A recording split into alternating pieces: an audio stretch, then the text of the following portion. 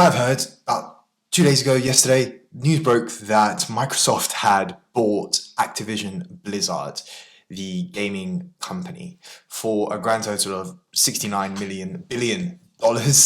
And there's two numbers: there's 69 billion and there's 75 billion. The 75 billion might be the number that includes the debt the company has.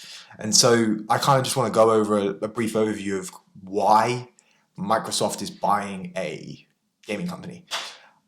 First and foremost, Microsoft owns Xbox, if you didn't know. And over the last kind of couple of years, they've been acquiring a lot of different gaming franchises.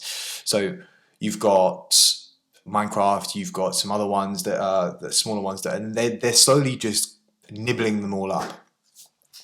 Microsoft's grand plan with the acquisition of Activision Blizzard is they want a river of entertainment where commerce and content flow freely. This leads into what their version of the metaverse might look like, or the metaverse that they support might look like. So they believe that we are not going to have a singular metaverse. It's going to be beneficial for Microsoft to be able to support different metaverses, multiple platforms of metaverses. And I believe that by buying Activision Blizzard, they have made it very clear that they're kind of the way they're going to enter the metaverse, the way that they're going to go moving forward, is through gaming. Gaming is going to be their first stop. And Microsoft wasn't really a big player in the metaverse environment conversation, to be actually in the last year or so. They own Xbox, but no one was really making headway around that yet. But this changes the game. This genuinely does. With Call of Duty, Candy Crush, I think it's Stormfront, Diablo, list goes on. They have the ability to start making a metaverse environment that is seamless between all of these games, right? In essence, what I think they're doing is, because Candy Crush, they own King now, which is part of the Activision Blizzard company, they are vertically integrating themselves from mobile, PC, all the way up to their high-end gaming consoles. Now, because they get to start with these dedicated GPU and CPU-powered processors inside these next-gen consoles, I think they might roll out metaverse environments on there first, because they have the physical power to deal with that type of stuff, or should, because it's purpose-built for that. And I like that, because that means that they've got the hardware that Facebook would be using Oculus for instance. Really, really interesting concept. Will it go through, I think, is the big thing, because an acquisition of this size makes ripples across the rest of the world. And so you're going to have the FTC and the antitrust antitrust committees looking into this. But you've got to look at the bigger picture here. They will probably let it go through, or they'll make it seem as if they're combing over it with a fine-tooth comb. Why? Because under the era of Obama and I think Trump, Apple has done really well. Facebook has done really well. American companies have done really well. Now, Microsoft is an American company. Do they want to give up that? Does America want to give up the gaming giant that they now have in Microsoft against Sony? So they'll probably let it go through, because if Microsoft were to put Call of Duty on their Xbox Pass for whatever it is, $7 a month, or $25 a month, whatever it is, they now own a staggering number of users on an American console.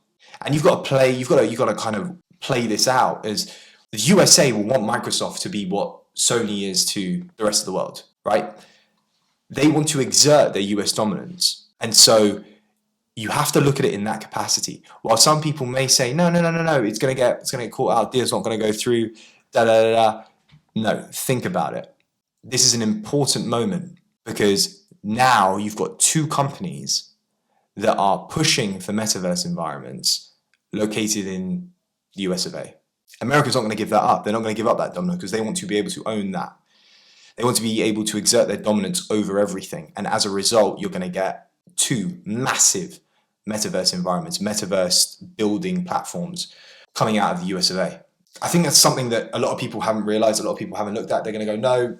As I said, they're going to go, no. They're going to break it up. This isn't going to happen. It's too big an acquisition. Monopoly, da da da da.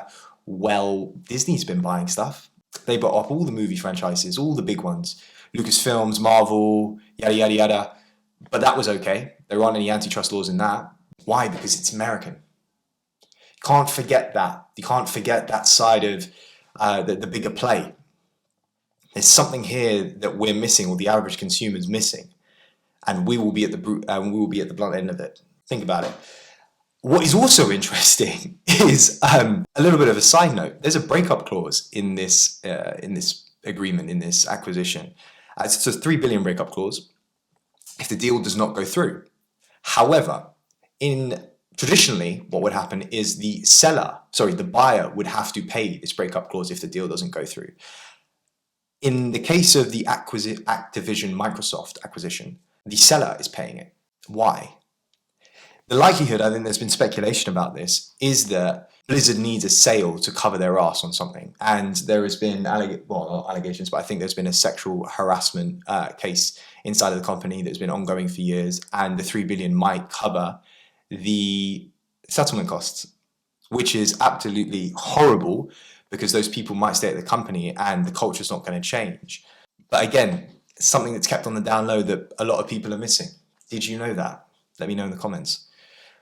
I like what Microsoft's done here. I think it's a really nice example of, foraying into the metaverse environment.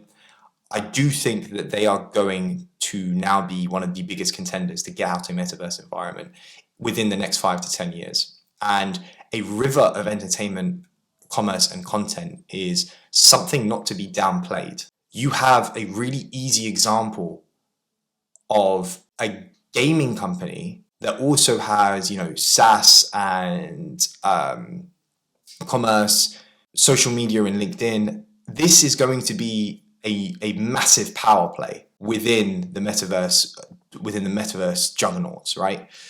What does that mean for us? It means that we are probably going to get gaming in some sort of being able to, maybe like the Steven Spielberg film or whatever it is, Ready Player One.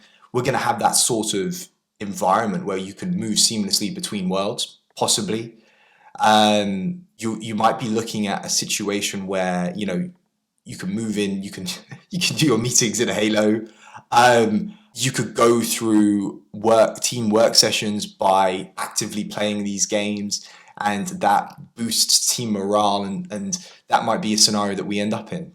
I think that, as I said, it's just mind blowing that the acquisition of 69 billion is just, and it was all cash, all cash. It was like swinging dick, just all cash. This is not something to be messed around with, Microsoft was like, oh, our stock's too expensive anyway, right?